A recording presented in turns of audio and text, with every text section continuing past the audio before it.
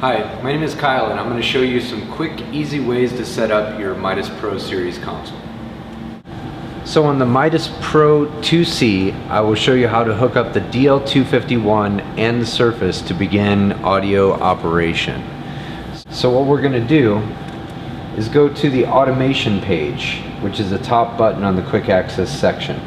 To the left hand corner and create new. Here's where you'd label your show.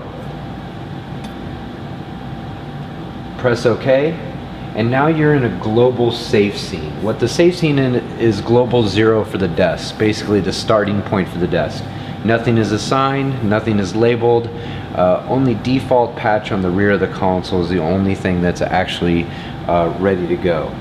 To start writing to the console, what we need to do is to skip away from that safe scene. So I click on the empty scene right below it, hit store on the console, label this first scene as my setup page, and I want to get as far as I can on this page before my client comes in to start checking audio. Press OK, and now you notice I have the not saved at the top of the screen with the illuminated save button. It's a store save process in the MIDAS consoles. Store on the console to the scenes of automation, save on the desk to your actual show file that you just created.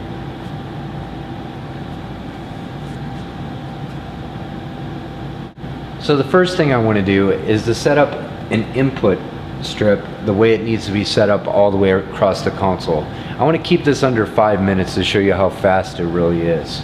So I've selected channel 1, and in the side of the screen I have the channel overview. These little clear buttons will navigate you through different sections of the channel strip, whether it be the EQ section, your dynamic section, or channel overviews. So the one that says input channel overview is the one I want to work in right now. I'm going to turn on my stereo, I'm going to turn on my EQ, my compressor. Now I want to go through and turn on my auxiliaries,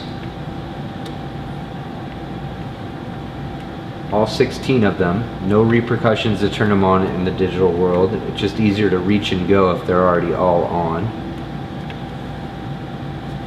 And what I'm going to do is I'm going to take this screen and apply it to the rest of the input channels. So I'll go up with the mouse ball or the trackball, press copy, select another channel, right click on paste, and paste to all.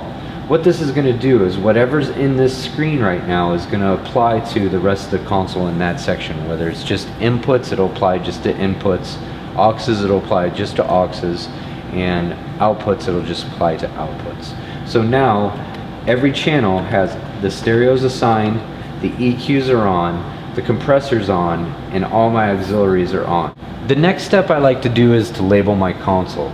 And with the quick access section, I can select inputs and outputs on the desk and go right to my inputs of the console. One of the cool selling points about this console is I can start typing in this very first input up here and just hit return and keep typing all the way down.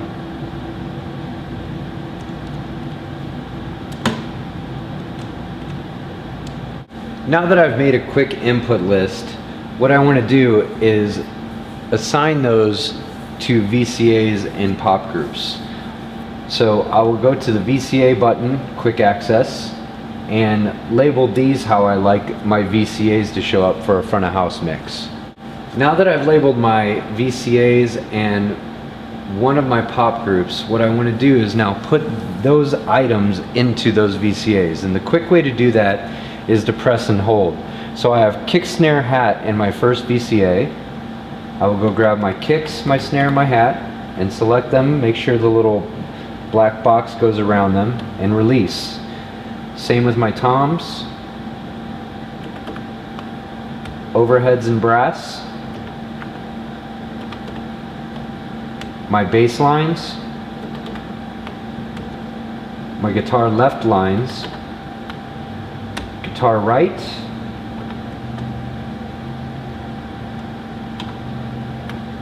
my keys, and my vocals.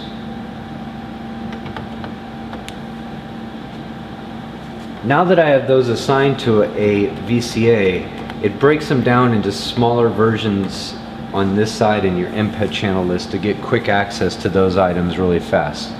Now what I'm going to do is I'm going to color them on this page because it'll save a step in the process.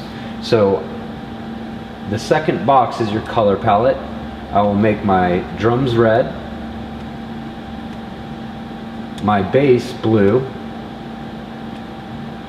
my guitars, I'll do this magenta color, my keys a darker green, and my vocals white. Now that I've put those in the groups and my VCAs are colored, this little paint bucket at the end of the designation, I can go and paint those VCAs and those items that are already in those VCAs, those colors. So now I have corresponding colors throughout my VCA groups. The next step I want to do is to make sure my sends and my returns are up. I'm going to go to the output section of the desk, and this will bring up my aux sends that I've already turned on. I just need to turn the master fader up for those aux sends. I know I'm going to assign 2 verbs and a delay, so I'm going to go ahead and turn up to 0 those 3 sends. The next thing I want to do is to turn up my returns as well, and I also want to put the returns in a pop group so I can get to them really fast. So in the 2 and 2Cs, your returns follow your input list. So if I scroll through my input list, I can get through return 1 through 8. I'll push those up to 0 just so I know they're passing, and I will also press and hold on my effects and put my returns right back in there. Now I have a quick access to all these items and my effects returns. Now what I want to do is patch. And when you're working with the MIDAS Pro Series desks, you have to think very analog. Forget what you've learned with other digital consoles and remember what you used to do when you were setting up an analog world. You had one hand going to the other hand to patch something, and then you had to return it as well. So in the left hand you have to patch to, and it's from and to. So in the quick access section, you go to patching. Now that the I/O boxes are configured, you see the 2 blue boxes will be the DL251. That's the 48 channels on the back of it. If I go to the I/O tab on the right hand side, you're going to see the 16 outputs of the DL251 there. Everything that is in a gray box is physically on the back of the Pro 2 surface or Pro 2C surface. The easiest way to do patch is to select the auto function at the top, go from your I/O to your inputs. Underneath where it says ID in the DL251 area, press and hold on the left mouse button and draw a box around that section of 24 channels and make those inputs yellow. Now what I'm going to do is take them over to the right hand side and patch them to the surface of the desk. By hitting the very first channel, I patch 1 through 24 with one press of a button. So I'll do that for the other 48 channels that I'm doing as well.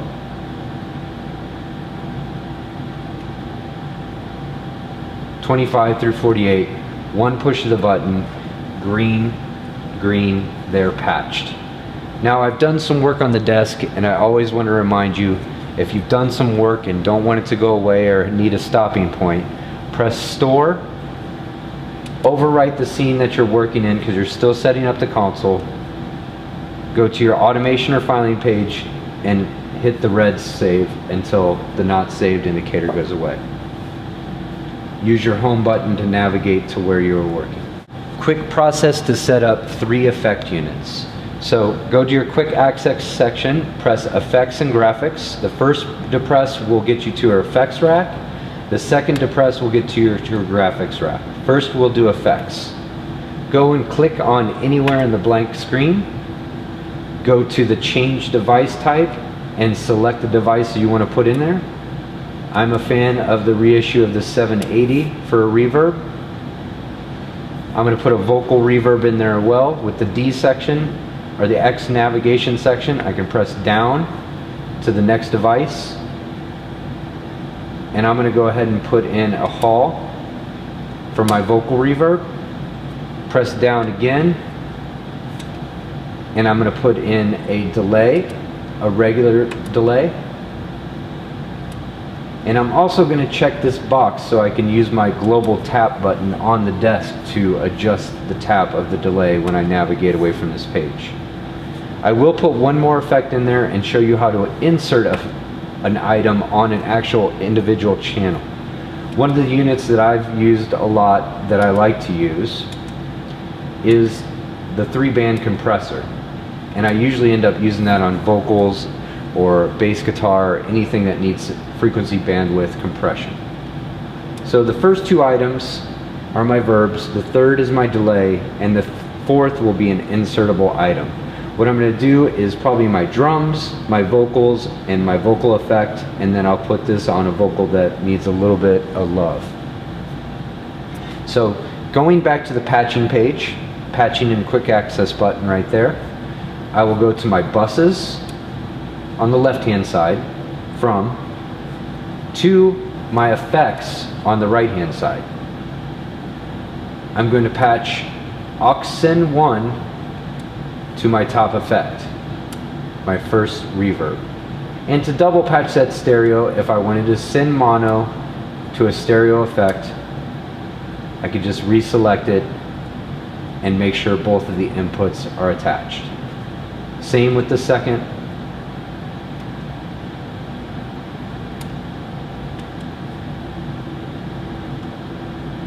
And I usually just do mono for delay sends anyways.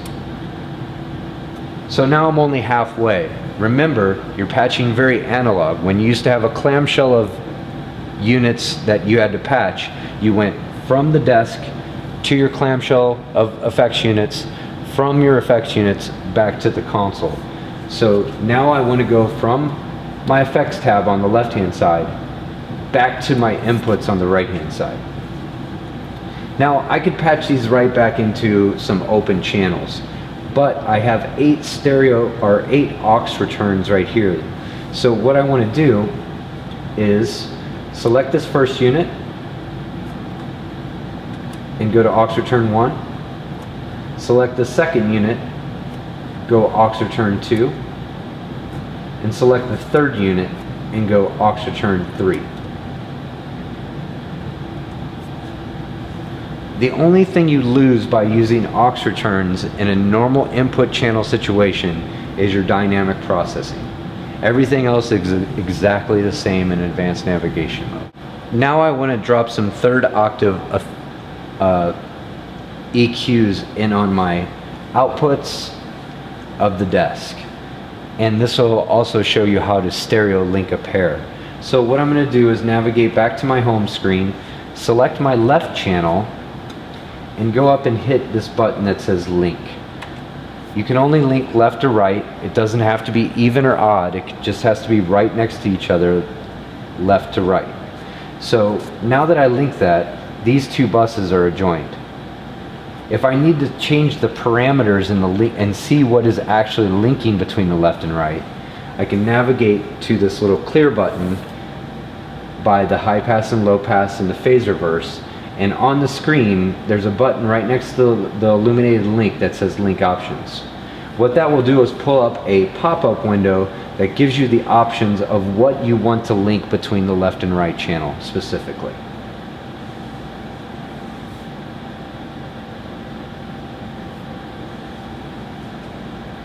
Now that those two channels are linked, I can go to my effects and graphics page and go to my first graphic, click on it to make it large in the middle of the screen. Drop down menu on the left hand side will show me where I can put all these third octave EQs. If I scroll down to the bottom of the list, master left, and since those are linked, I will have master right in there as well. The most important thing to remember is to turn the EQ on. Now to show you how to put this last third 3-band compressor inserted on an actual channel, as if you were inserting this via analog. So what we're going to do is go to my patching page, go to my insert sins, which is basically going to pull up something that looks like my inputs, my effects tab on the right hand side, and I'm going to find that center vocal that I want to put that 3-band compressor on. So if I scroll over these channels now, my labeling will travel with those channels. I need to go from my center vocal to that effects channel and make sure they turn green. Halfway. Now I will go from my effects tab to my insert returns from that 4th unit, 3-band compressor, to my center vocal channel in the insert return section. I can go back to my home screen, select my vocal VCA, select my center vocal, and now on the GUI it says insert will activate that 3-band compressor, or there's a hardware button right in between the dynamic section and the parametric EQ section that I can turn it on right there. So I'm actually about ready to start passing some audio, and since I did this pretty quick, it bought me some time to kind of check my patch. I started using the internal talk functions on the Pro Series desks a lot to check my patch. And on the quick access section, there's a monitors and preferences page. First depress will give you the monitors page. The second one will go to your preferences. The first one is where I'm going to start using some oscillation to make sure everything's passing through the console as it should, and getting to my effects, and getting to my returns, and getting to my left, right, and hitting my EQ, just to make sure my patch and everything is good. So at the very top of the section, I can depress pink. If I need to adjust the level on it, I can click in the center of this knob and move left to right to adjust the level. I usually start low in case I have speakers hooked up and if things are unmuted. Use the internal oscillation, and then there's 4 sections of talk routing right here. I can talk to all of the console, which would be all of the outputs.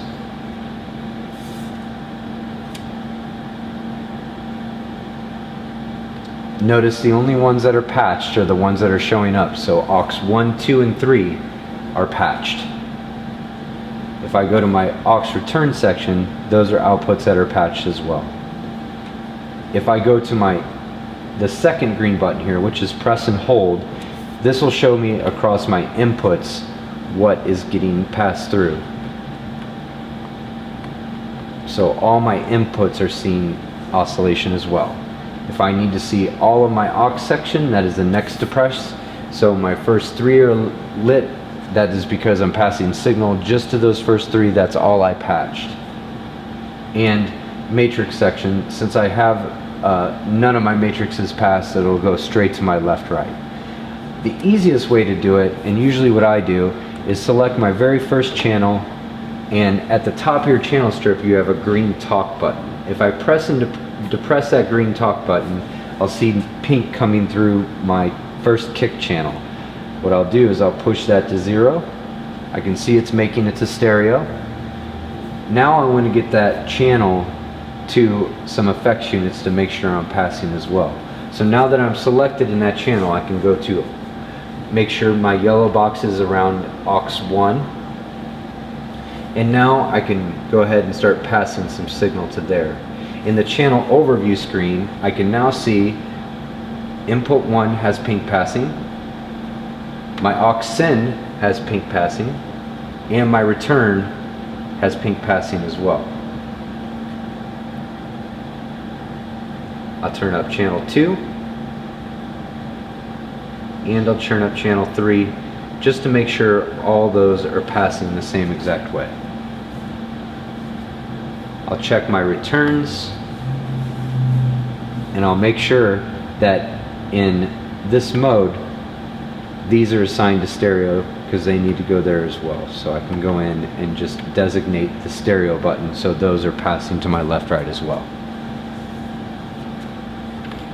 So now that I've checked my work with some pink and made sure all my inputs and outputs are passing signal, I'm ready for the band to walk in.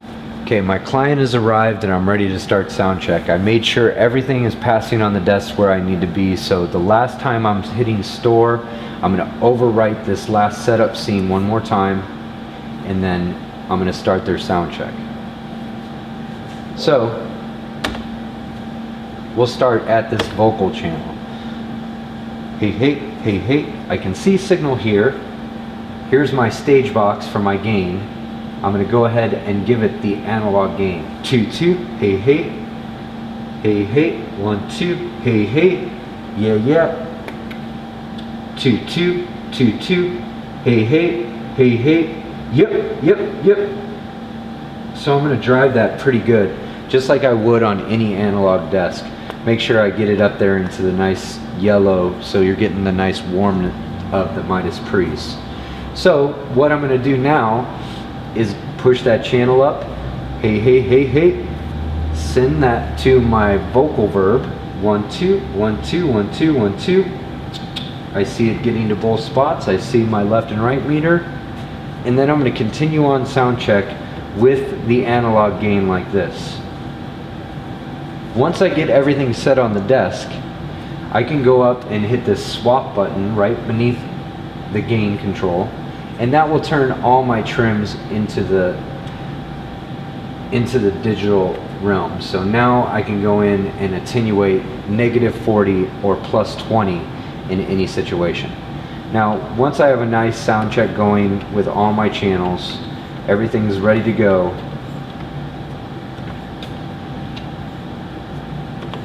I've made some adjustments on the desk, I've done some EQing, I've went through my whole input list. I see everything that I need to see. Now when I go to press store, I'm going to store that to the next scene, label it show start or sound check.